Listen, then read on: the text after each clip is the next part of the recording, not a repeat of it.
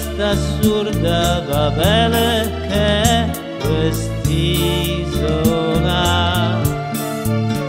Sono nato, svezzato, educato, immolato alla tollerante accoglienza.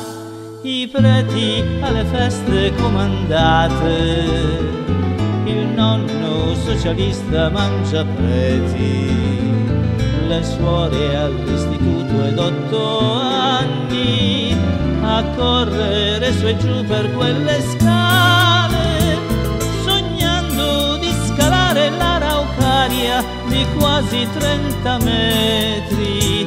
Oh Maria, e tu a questa casa?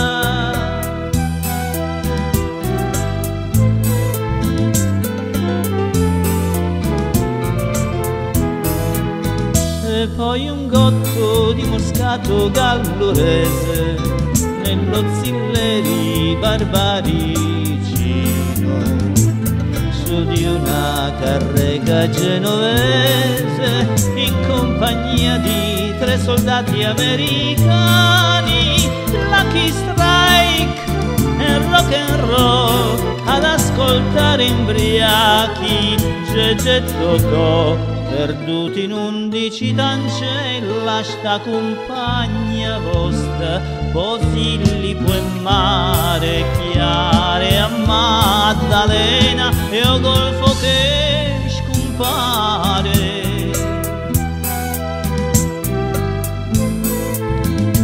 Ecco allora un porto di mare, Rezze, Maruffi, Gozzi e Sciavecchi. Ecco la Francia dal fortino di Napoleone, sconfitto da un marinaio isolano. Ecco i pellegrinaggi, camicie rosse, barbe alpine, la banda Mandalari e corone di fiori a Caprera.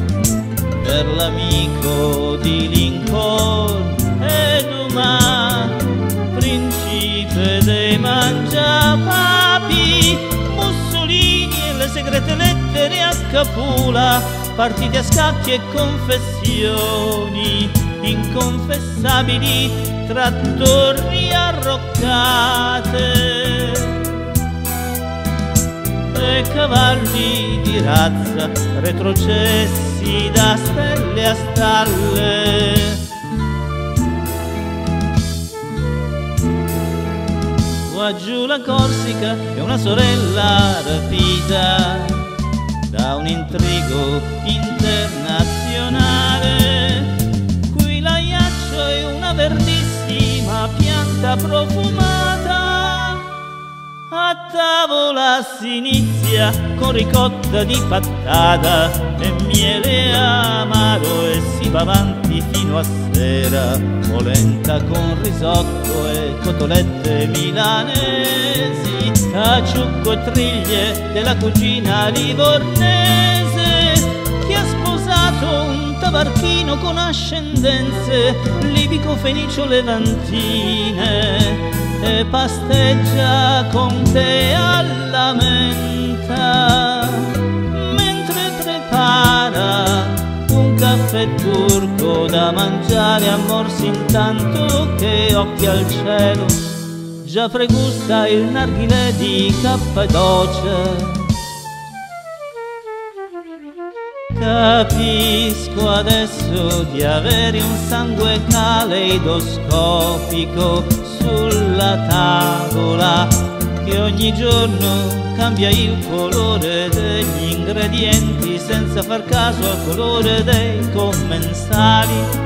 Amo questa Babele incasinata e placida, questa parlata che somiglia ad una confraternità di disillusi carbonari, con la segreta speranza di trasfigurare l'arcipelago in una pluridemocrazia post-atomica, per poi magari inventarsi un B&B, un hotel a 1000 stelle cadenti, un campeggio nel mirto al morto, allo strangolato a cala d'inferno, e invece un paradiso di cristallo.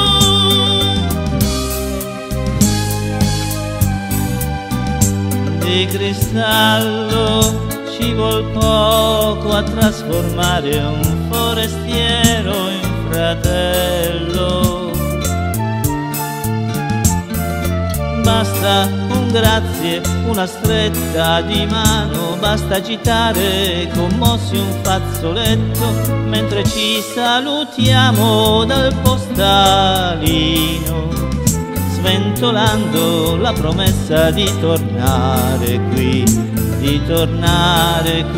come le rondini alla stagione dei fior.